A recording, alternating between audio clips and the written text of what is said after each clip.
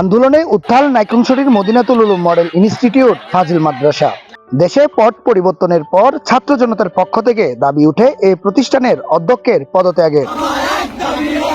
মানববন্ধন ও বিক্ষোভও হয়েছে প্রতিষ্ঠানে। মঙ্গলবার দিনভর অধ্যক্ষকে অপসারণের দাবিতে শিক্ষার্থীরা ইউনো কার্যালয়ে বিক্ষোভ করে আলটিমেটাম দিয়েছে। এ সময় শিক্ষার্থীরা প্রধান সড়কও অবরোধ করে দীর্ঘ সময়। ছাত্রদের পক্ষ থেকে বৃত্তির টাকা পাওয়া সত্ত্বেও যেসব ছাত্ররা বৃত্তির টাকা পায় ওইসব ছাত্রদের থেকে টিউশন ফি অবৈধ, কিন্তু উনি টাকা নিয়েছেন। এরপরে ২ নম্বর অভিযোগ হচ্ছে সাধারণ ক্যাটাগরি, মেধা ক্যাটাগরি ও তাদের আর্থিক সচ্ছলতা কম, এদের জন্য সরকারিভাবে কিছু টাকা আসে, ওইগুলো তিনি আত্মসাৎ করেছেন। এরপরে বিনা রসিদে তিনি টাকা না দিয়ে রসিদ নিয়েছেন আমাদের থেকে, এরপর টাকাগুলো দেন নাই। অনৈতিকভাবে আমাদের মেয়েদের কোমরমে ছেলেদের ওয়াশরুমে সিসি ক্যামেরা লাগিয়ে উত্তপ্ত করেছেন। তিনি মেয়েদের পার্সোনাল কোমরমে সিসি ক্যামেরা লাগিয়েছেন। তিনি উপবৃত্তিপ্রাপ্ত ছাত্রছাত্রীদের নিকট হতে টিউশন ফি আদায় করেছেন। তিনি সরকারি উপবৃত্তির টাকা আত্মসাৎ করেছেন।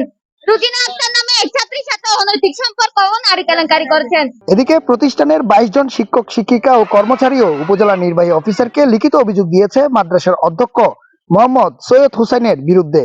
তাদের অভিযোগ, অধ্যক্ষ সৈয়দ হুসাইন অনিয়ম, দুর্নীতি, নিয়োগ বাণিজ্য, জাল জালিয়াতির মাধ্যমে শিক্ষক নিয়োগ দিয়েছেন। এসব বিষয়ে আইনের আওতায় এনে অপসারণের দাবি তুলেন তারা।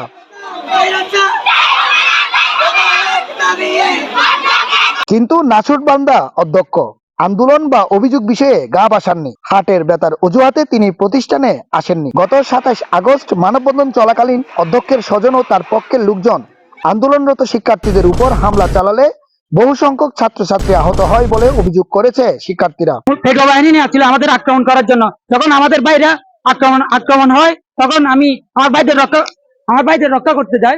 তখন একদিকে থেকে এসে আমার হাতে বাড়ি পড়ে, তখন আমার হাড় ভেঙে যায়, একদম হাড় ভেঙে যায়।